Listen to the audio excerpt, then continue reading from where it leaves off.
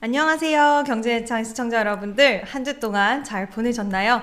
네, 이번 주도 정말 우리 시장 많은 일들이 있었는데 오늘도 김태성 본부장님과 함께 이야기 나누면서 우리 시청자 여러분들에게 좋은 정보 드리도록 할 테니까요.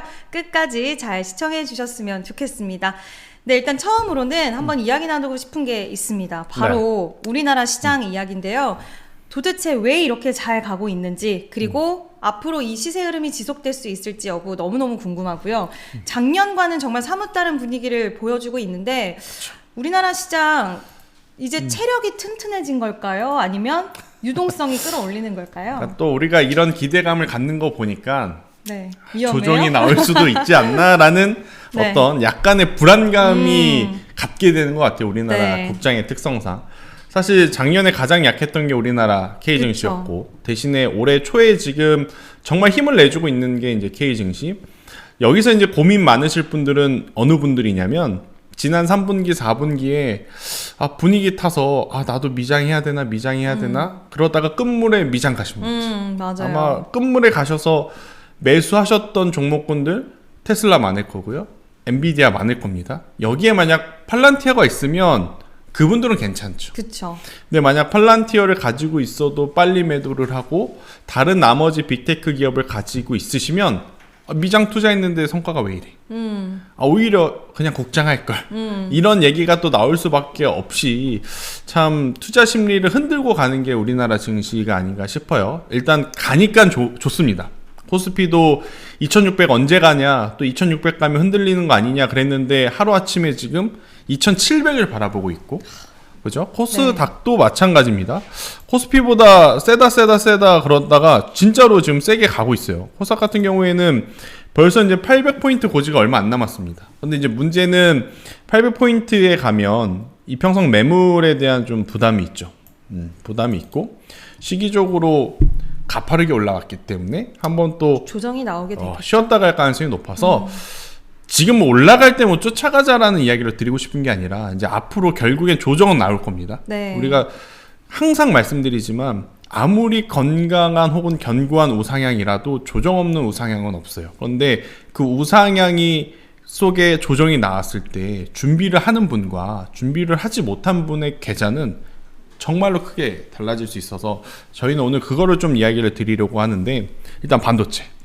그렇죠. 지금 그죠? 시장 이렇게 끌어온 것도 반도체 역할이 굉장히 컸고 그쵸. 오늘 코스피에서는 삼성전자와 SK 하이닉스가 빛나는 모습을 보여줬습니다. 맞아요. 시원하더라고요. 삼성전자 오랜만에 이렇게 가는 모습 보니까 좀 시원하다라는 생각도 많이 들었고, 반도체가 이제 갈 때가 됐냐라고 얘기하는 것도 웃기기는 한데 어쨌든 바닥권에 있는 종목들이 상대적으로 굉장히 많은 상황에서 이슈가 자고 일어나면 나오고 자고 그쵸. 일어나면 나오고 CXL이라는 그 키워드가 또 다시 반도체에 맞아. 붙어주고 뭐 소캠이라는 키워드가 반도체에 붙어주고 이런 것처럼 한번 물살을 사기 시작을 하면 계속 좀 좋은 이슈들이 따라 붙는데, 반도체 지금 꽤 오랜 시간 동안 바닥권에서 시세를 이어온 종목들이 있거든요. 맞아요. 근데 이제는 좀 어떻게 보세요? 저는 내가 만약에 수익 챙기고 있다 그러면 어느 정도는 꽤 많은 비중은 수익 챙겨 놓으셔야 될 것 같아요. 바닥에서 잡으신 분들.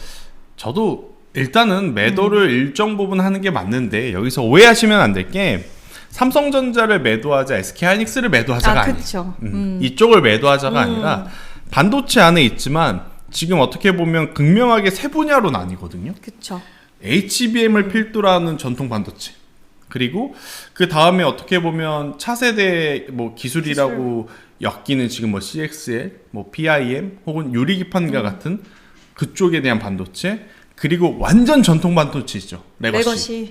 이렇게 이제 세 분야로 좀 나뉘는데, 저는 HBM과 레거시는 만약 낮은 가격에 샀다면 그대로 보유를 하는 게 맞을 것 같고, 그리고 없으셔도 지금의 가격은 뭐 일부 몇 종목, 잠시 후에 거론할 몇 종목을 제외하고는 저는 여전히 투자의 메리트는 충분히 지금은 있는 상황. 그런데 지금 뭐 CXL이라고 해서 혹은 PIM이라고 해서 굉장히 변동성이 커진 종목들 있잖아요. 갑작스럽게. 심텍, TLB 이런 종목 좋은 거 우리도 알고 아마 구독자분들도 알 거예요. 근데 여러분들이 그 종목군들을 미리 가지고 있으면 좋은 기업이죠. 그쵸. 빠른 시간에 우리에게 돈을 벌어줬으니까. 그런데 없으셨다가 지금 샀는데 또 바로 가지 않으면 이게 또 골치 아파진다는 생각이 들어요. 그래서 저는 만약 세 분야 중에 CXL이라든지 PIM이라든지 이러한 쪽에 대한 기업을 좀 투자를 하고 계셔서 수익이 나신 분들이 있다면 저는 절반 이상은 챙기는 게 맞고 그러면 그 절반 매도를 하고 나서 어디로 갈 거냐, HBM이냐 레거시냐라고 하면 일단 마음속의 속도는 HBM이 당연히 좋을 거라 생각을 하는데 네. 주식 투자는 뭐냐면 제 생각엔 싼 가격에 사서 그쵸. 비싼 비싸게. 가격에 팔아야 되는 게 제 기준 중에도 1순위거든요. 그 기준으로 보면 저는 레거시 쪽이 계속 눈에 밟히는?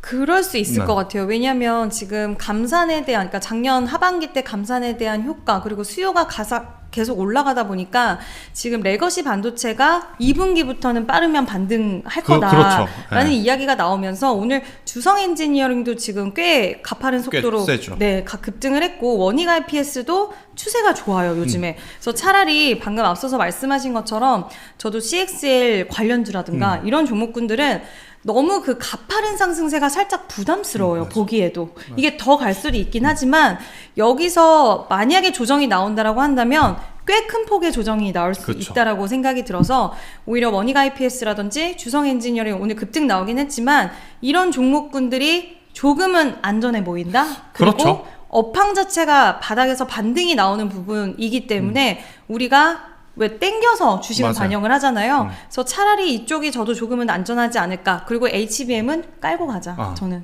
그러니까 저는 여러분들에게 그냥 단편적으로 예를 드리고 싶은 게 CES에서 제가 가장 기다렸던 순간은 뭐였냐면 유리기판의 실존 제품 영상이었거든요. 네. 그게 첫 번째. 그리고 두 번째는 그 유리기판을 선보일 때 과연 고정된 프레임 안에 넣어놓고 우리에게 보여줄 거냐 아니면 사람이 들고 우리에게 보여줄 거냐, 저 이거 유심 있게 봤어요. 네. 왜냐하면 작년에 깨지는 거.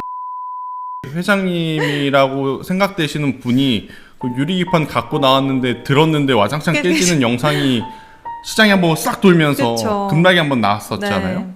그래서 저는 이번에 CS에서 볼 때 그냥 단순히 기대감만 가지고 있는 기술이냐 이게 아니라 실제 우리에게 보여줄 수 있는 수준에 도달했는지 없는지가 가장 중요한 것 같아요. 그래서 이제 그 기준으로 보면 아직까지 CX의 PIM 제가 뭐 엔지니어가 아니기 때문에 더 안 와닿는 것일 수도 있겠지만 일단 투자의 관점으로 보면 일정 부분은 수익을 챙기는 게 맞고, 대신에 지금 반도체에는 오늘 뉴스가 크게 두 가지가 있었어요. 일단 첫 번째가 K칩스법. 그쵸. 이게 이제 국회 기재위 통과 뭐 이야기가 나오면서 이렇게 되면 삼성전자와 SK하이닉스 기준으로 보면 약 6조 원의 세를 또 부담을 던다라고 털어내는. 해요. 그러니까 오늘 사실 출발은 SK하이닉스가 먼저 갔거든요. 삼성전자는 오늘 또 갈까 말까 오늘 안 가나 싶었는데 쫓아갔고, 근데 이런 것들이 지금 계속 반도체를 도와주고 있는 그러한 상황이라서 반도체에 대한 관심은 갖되 분야를 좀 잘 선정해야 되고 그 분야 안에서도 종목을 잘 선정을 해야 되지 않나 싶고, 결국 이제 세액공제율이 이제 개정안이 되면서 적으면 5%, 많게는 뭐 10%, R&D 같은 경우에는 진짜 좀 파격적으로 많이 해주는 것 같아요. 그래서 해줄 거면 진작에 해줬어야 했는데 왜 이제 와서.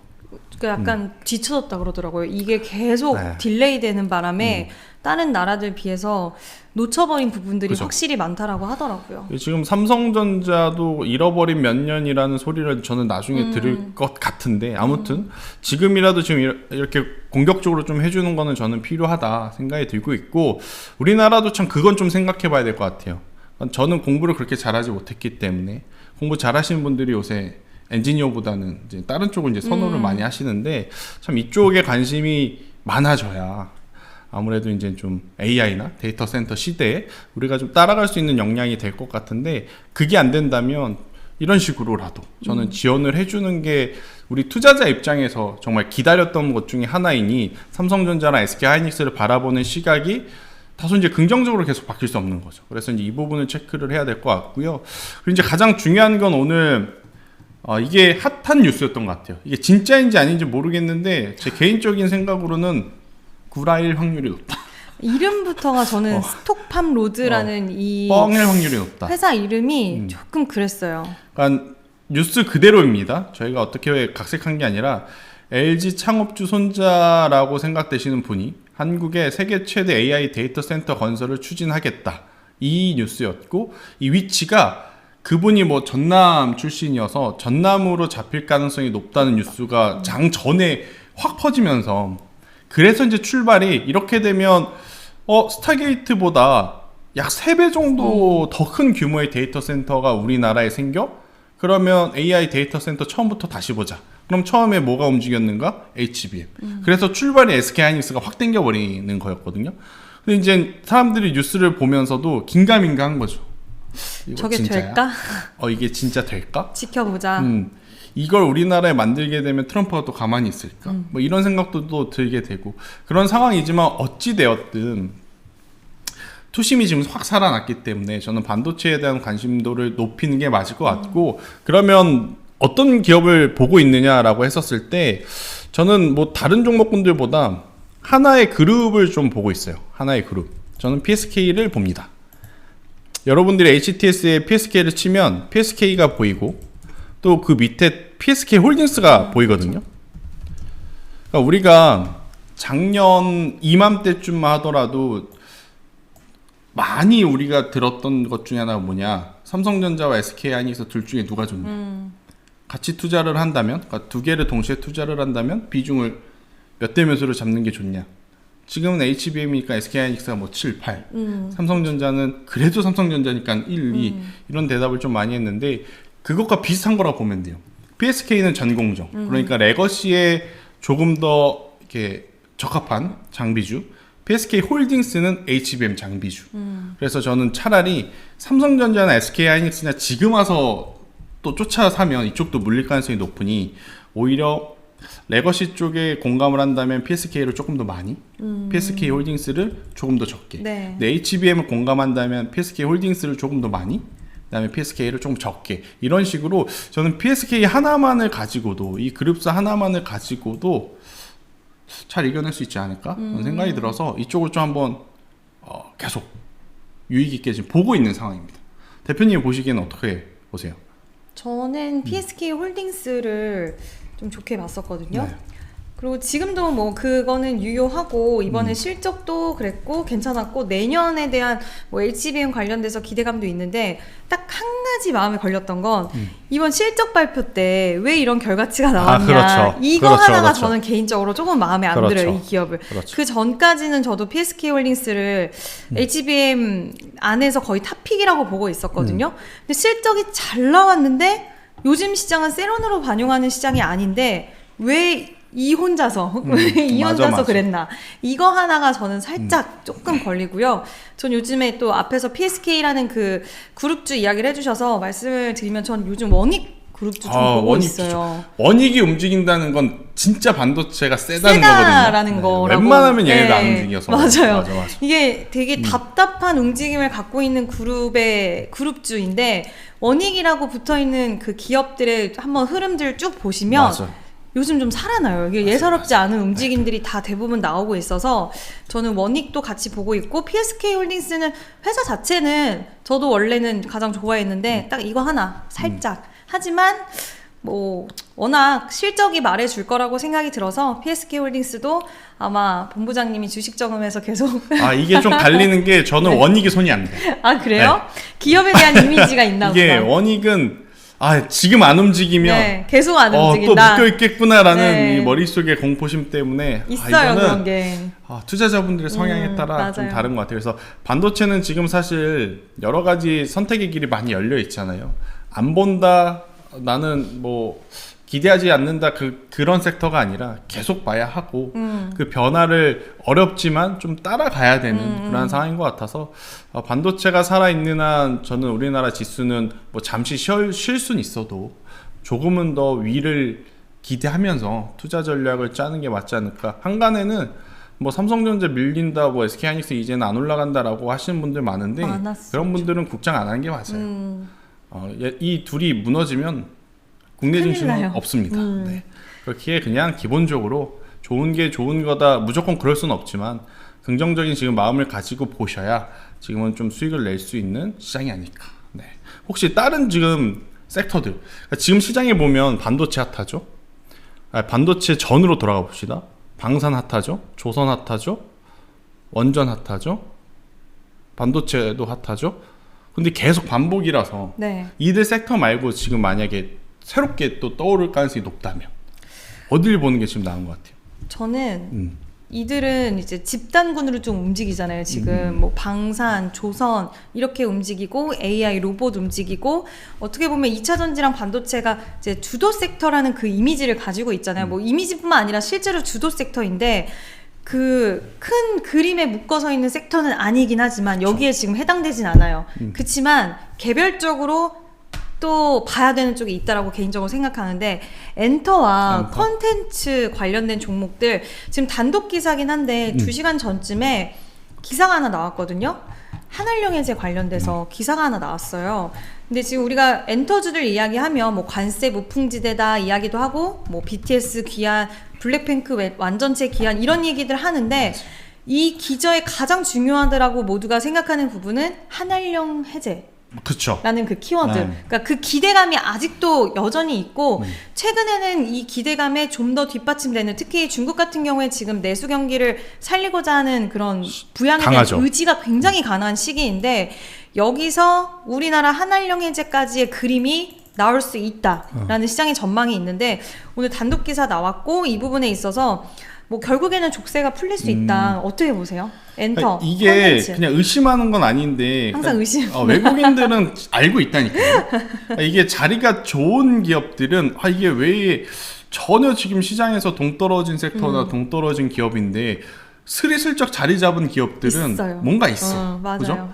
뭔가 있는데 이번에 지금 이 한알령 뭐 단독 보도라서 우리도 계속 체크는 드리겠지만 이쪽도 지금 쭉 보면 이래서 뭐 짜맞히는 걸 수도 있죠.